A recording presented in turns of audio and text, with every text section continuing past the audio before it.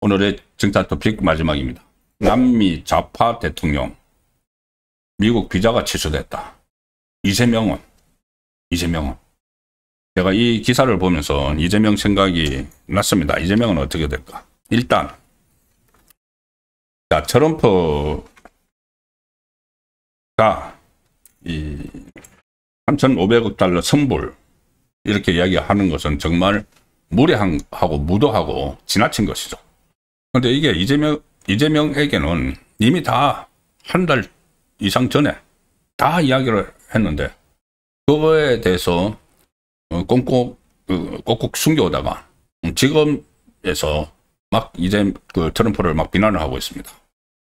그때 협상이 이제 이것 때문에 안 됐다고 하면은 본인의 지지율이 더 떨어질 상황이었으니까는 8.15 특사를 하면서 이 조국 윤미향을 사면을 해서 이재명 지지율이 확 떨어지고 있었죠. 그리고 그로부터 한 열흘 후에 미국으로 갔는데 미국 가서 첫 미국 방문에서 지금 관세 전쟁을 벌이고 있는데 거기서 협상이 결렬됐다고 하면은 지지율은 곤두박질 쳤겠죠.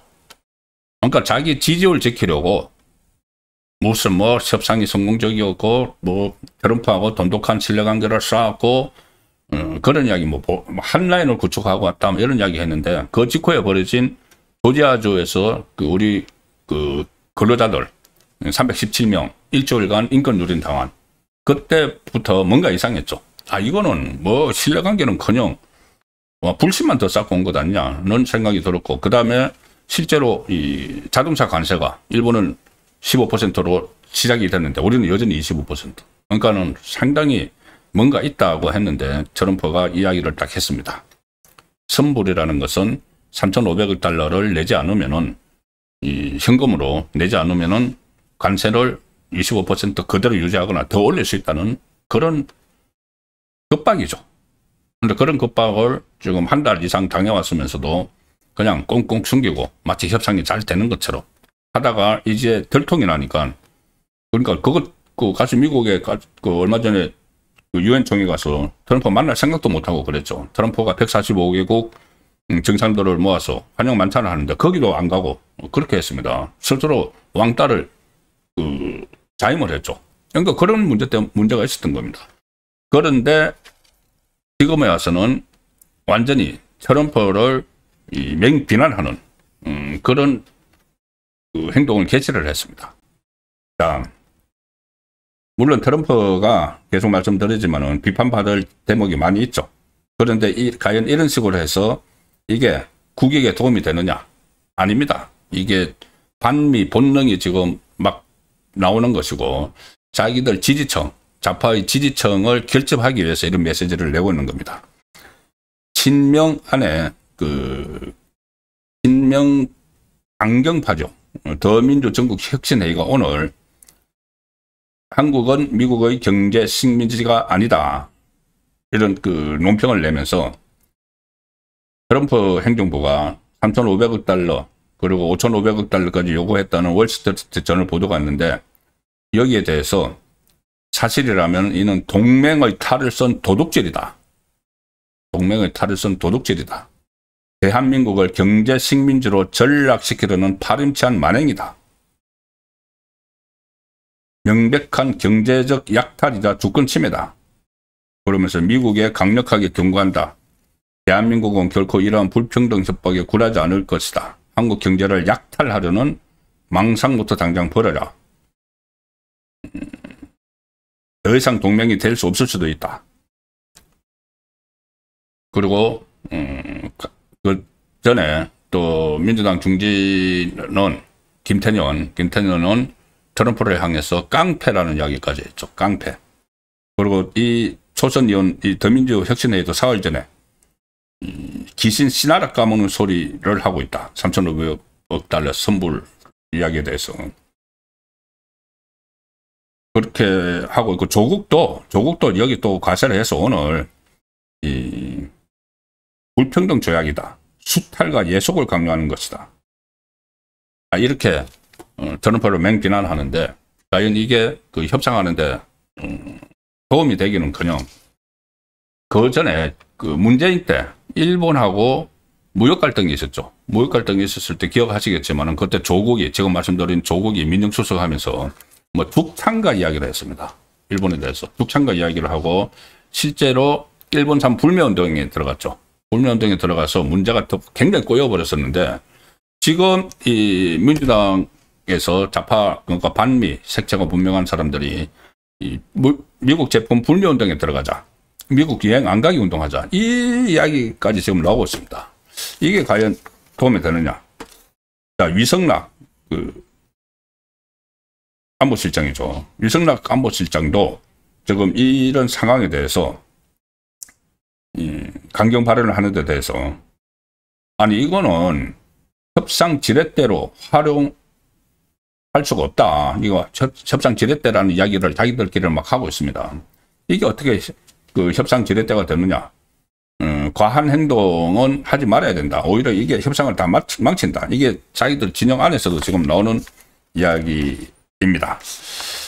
그래서 제가 이 제목을 남미 좌파 대통령 미국 비자 취소 이재명은 이렇게 다뤘는데 그 이유가 있습니다. 뭐냐면은 미국 국무부가 지난번에 유엔 총회 참석을 하기 위해서 미국에 온 구스타포 페트로 콜롬비아 대통령입니다. 이 콜롬비아 대통령이 콜롬비아 최초의 좌파 대통령이 2022년 8월에 탄생을 한 것이 페트로 대통령이죠. 페트로 대통령의 비자를 미국 국무부가 취소를 해버렸습니다. 왜 했느냐? 뉴욕에 가서 친 팔레스타인 시위에 이제 나서서 트럼프를 맹비난을 했습니다. 페트로가 미국 군인들에게 명령에 불복종하라. 그리고 무모하고 선동적인 행위를 했다. 그래서 비자를 취소했다. 미국 국무부가 그렇게 이야기를 했는데 뭐 여러 가지 페트로는 팔레스타인 사태에 대해서 미국과 이스라엘의 입장을 규탄하는 시위에 참석을 해서 군중을 향해 연설을 했고 미국 군대의 모든 병사에게 사람들에게 총을 겨누지 말 것을 요청한다. 트럼프의 명령에 불복종하라. 이렇게 막 이야기를 했습니다. 그래서 비자가 취소됐는데 굉장히 좀 심한 이야기를 한 것은 맞죠. 자, 그런데 제가 왜 이것을 보고 생각을 이재명과 연결을 시키냐면은 그전에 사실 그런 이야기 많이 나왔지 않습니까? 이재명이 이 대북송금 문제, 지금 공소 취소를 하려고 시도를 하는 대북송금은 결국은 대북 제재를 위반한 것이기 때문에 미국에 입국 못할 수도 있다. 이런 이야기까지 그때 나왔었죠. 그런데다가 최근에 조금 전에 말씀드린 대로 민주당을 중심으로 반미 감정을 막 지금 조장을 시키고 있고 이재명이 얼마 전에 미군을 가리켜서 한국에 주둔하고 있는 외국 군대 이렇게 또 표현을 했죠. 그전에는 주한미군을 점령군이라고까지 표현을 했습니다.